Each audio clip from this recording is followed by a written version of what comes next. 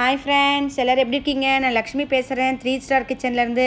இன்றைக்கி நம்ம வீட்டிலே அருமையான இட்லி பொடி எப்படி செய்யலான்றதை வாங்க வீடியோக்குள்ளே போய் பார்க்கலாம். இந்த இட்லி பொடி செய்கிறதுக்கு நான் ஸ்டவ்வில் ஒரு கடாய் வச்சுருக்கேன். இந்த கடாய் கொஞ்சம் நேரம் சூடாகட்டும்.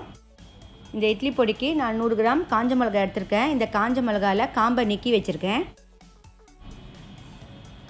காஞ்ச மிளகாவை நான் இப்போ கடாயில் போட்டுட்டேன். இது 2 நிமிஷத்துக்கு நல்லா வறுக்கிறேன். காஞ்ச மிளகாய் மீடியம் ஃப்ளேம் தான் வறுக்கணும், இல்லைன்னா நெடி ஏறும்.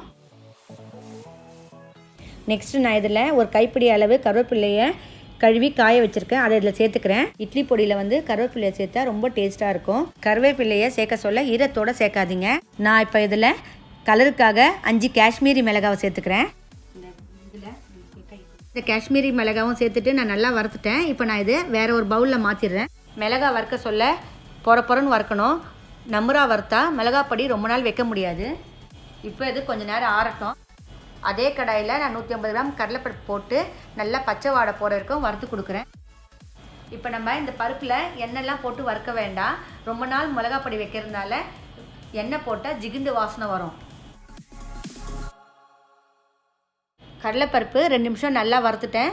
இப்போ இதிலே 200 கிராம் உளுத்தம்பருப்பு சேர்த்து நல்லா வறுத்துக்கலாம்.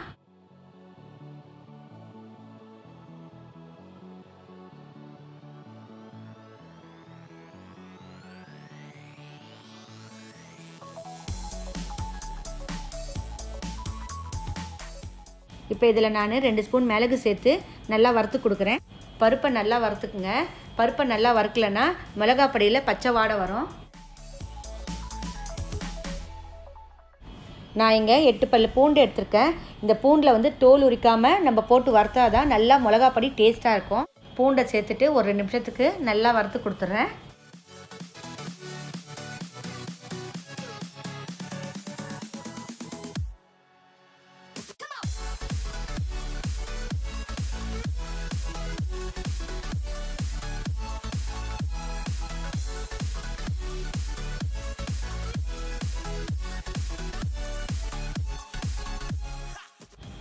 இப்போ இதிலே நான் 1 ஸ்பூன் பெருங்காயத்தூள் சேர்த்துக்கிறேன். இந்த பெருங்காயத்தூள் சேர்க்கறதுனால மிளகாய் பொடி நல்லா வாசனையாக இருக்கும். இப்போ இதெல்லாம் நல்லா வறுத்துட்டேன். இதை ஆற வச்சுருக்க காஞ்ச மிளகாயே போட்டு இதையும் கொஞ்சம் நேரம் ஆற வைப்போம்.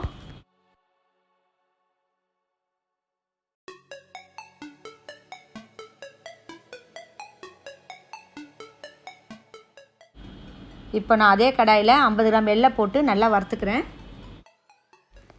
எள்ளை நல்லா வறுத்துட்டேன். இப்போ நான் இதை ஒரு தட்டில் மாற்றிக்கிறேன். இங்கே நான் 2 ஸ்பூன் உப்பு எடுத்திருக்கேன். அதை கடாயில் போட்டு 1 நிமிஷத்துக்கு நல்லா வறுத்துக்கிறேன். ஏன்னா உப்பில் ஈரப்பதம் இருக்கும். அது போகிற வரைக்கும் நம்ம வறுத்துக்கலாம்.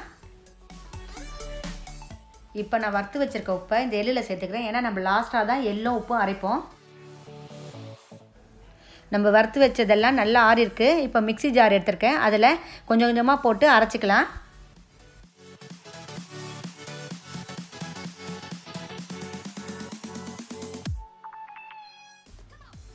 இட்லி பொடி பாருங்கள், ரொம்ப நைஸாக இல்லாமல் குறைன்னு அரைச்சிருக்கேன். இப்போ நம்ம இதை ஒரு பாத்திரத்தில் மாற்றிடலாம். இதே மாதிரி வறுத்து வச்சுருக்க எல்லாத்தையும் நம்ம அரைச்சிக்கலாம்.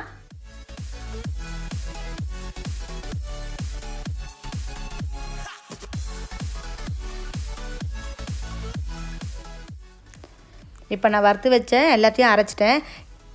இப்போது எள்ளையும் உப்பையும் போட்டு ஒரு ரன் பண்ணி அரைங்க. ரொம்பலாம் அரைக்காதீங்க. இந்த எள்ளையும் உப்பை கூட அரைச்சிட்டேன். இப்போ இதில் நான் சேர்த்துக்கிறேன்.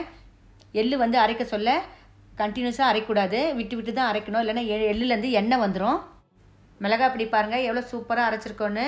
இந்த மிளகாய் பொடி எண்ணெய் போடாமல் நம்ம அரைச்சதுனால இது 3 மாதம் வரைக்கும் நீங்கள் ஸ்டோர் பண்ணி வச்சுக்கலாம்.